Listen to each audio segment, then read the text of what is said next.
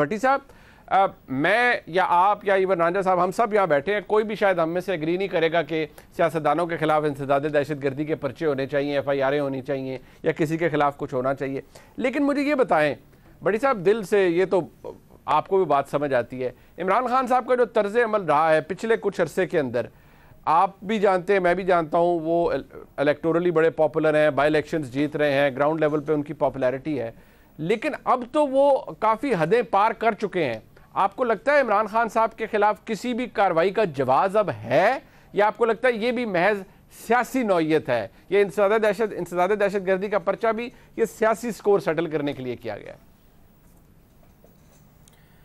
پہلی بات تو وہی منیب بھائی جو آپ نے بھی کی کہ پارلیمنٹ کا جنگلہ ٹوٹے، دہشت گردی کا مقدمہ عمران خان پر، پھر لوگ پی ٹی وی میں گھسیں، دہشت گردی کا مقدمہ عمران خان پر، ایک دھمکی کہ دیں تو دہشت گردی کا مقدمہ عمران خان پہ.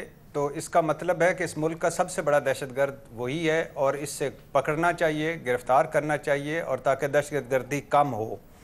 اور خیر سے شاہ نواز رانجھا صاحب ساتھ بیٹھے ہیں. 1997 میں انسداد دہشت گردی ایکٹ نواز شریف صاحب نے منظور کرایا تھا، اور چودھری شجاعت کے وہ لفظ یاد ہیں کہ نہ کریں، اس میں ہم بھی پھنس سکتے ہیں. اور یہی وہ پھڈا بنا تھا سجاد علی شاہ صاحب، اور ابتدا ہوئی تھی اسی سے اور نواز شریف صاحب کی تنازع کی. اور پھر جیسے چودھری شجاعت نے کہا تھا، نواز شریف صاحب اسی دہشت گردی ایکٹ کے نشانہ بھی بنے مشرف حکومت میں. تو اب بات یہ ہے کہ میں تھوڑا سا ڈیفر کروں گا شعیب شاہین صاحب سے. ہم ہیں لاتوں کے بھوت، ہم باتوں سے نہیں مانتے. میں پہلے دن سے کہہ رہا ہوں، ان اداروں کو جب عزت آپ کو کوئی عزت بھیک میں نہیں دے گا. آپ کو یہ کوئی رول آف لا یا کوئی آزادی اظہار رائے یا کوئی جمہوریت نہیں ہے جو کچھ ہم دیکھ رہے ہیں، جو کچھ ہم سن رہے ہیں.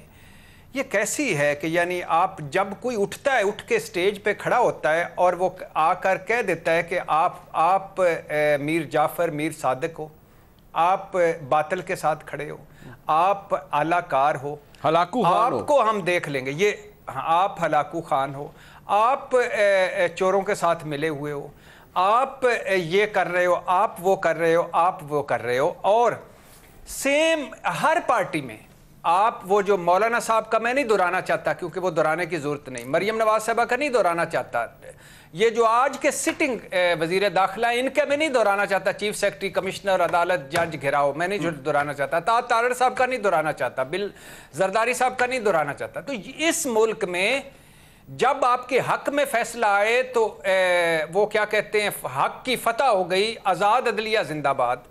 جب آپ کے خلاف فیصلہ آئے تو آپ کہتے ہیں کہ یہ بدترین ڈکٹیٹرشپ ہے، اور پھر مجھے کیوں نکالا، اور پھر عوامی عدالتیں، پھر ترازو آ جاتے ہیں سٹیج پر، اور پتہ نہیں کیا کیا ہو جاٹا ہے. ہم کوئی بھیڑ بکریاں تھوڑی ہیں. آپ کو لگتا ہے اداروں کو اپنی عزت خود کرانی پڑے گی مثال قائم کر کے؟ آپ کو یہ لگتا ہے؟ Number one. نمبر ٹو بھائی جان کہ آپ مجھے دو تین چیز، ایک تو میں یہ جو توہین عدالت کا انہوں نے پہلی مرتبہ لیا ہے، میں اس کے حق میں ہوں، لینا چاہیے، مگر صرف سلیکٹیو نہیں. ایک اسی کیس کو بنیاد بنا کر آپ ایک ایگزامپل سیٹ کر دیں تاکہ آئندہ کسی کی کوئی جرت نہ ہو اس میں کرنے کی. مثال کے طور پہ جب چھوڑنے پہ آتے ہیں تو 2014 کے دھرنوں میں یہی عمران خان صاحب تھے جو کہہ رہے تھے شلواریں گیلی کر دوں گا، تمہیں پھانسی پر لٹکا دوں گا اپنے ہاتھ سے، تمہیں الٹا لٹکا دوں گا، تمہیں عبرت کا نشان بنا دوں گا، اور سول نافرمانی اور پتہ نہیں کیا کیا. اور جب یہ چیزیں سٹیج پہ نہیں ہونی چاہیے، جب یہ چیزیں سٹیج پہ ہوتی ہیں تو نیچے آ کے پھر وہی کچھ ہوتا ہے جو نیچے ہوا چند دیر پہلے. ایک مجھے بریک کا بڑے سختی سے کہا جا رہا ہے، میں آپ سے شروع کرتا ہوں بریک کے بعد.